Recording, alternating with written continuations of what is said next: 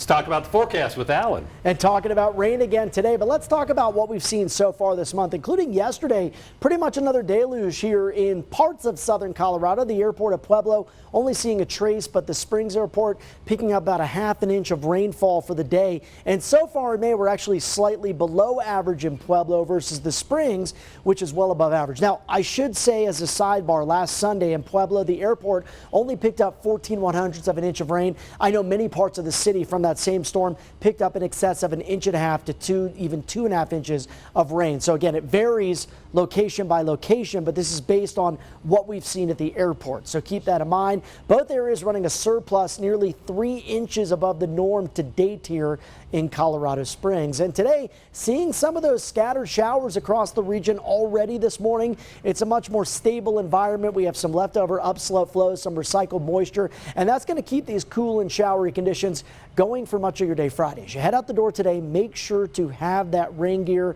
in the car, maybe in the backpack for the kids, whichever way you want to carry it. Just make sure it's with you because you will need it at times today. Thunderstorm threat not high. We're not seeing any of that right now, but we are seeing some showers from parts of Douglas County down towards the Palmer Divide, Teller County, and out towards northern parts of Fremont County as well. The cloud covers kept temperatures fairly persistent all morning long. Right now, 43 in Monument and Black Forest, 50 on the map at the Springs Airport, 49 for the downtown Sensor, 49 right now in Fountain. Pueblo, one of the warmer spots locally at 58.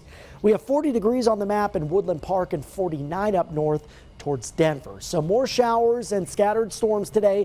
Most of the thunderstorm chances out west into the mountains, mountain valleys. That's where we'll see the greatest instability and the greatest potential for seeing some of those stronger storms bring some heavy downpours of rain. For the rest of us, cool and showery, I think, sums up the forecast best. And in the mountain areas, a low to moderate threat of some gusty winds, some flooding potential, especially near recent burn scars.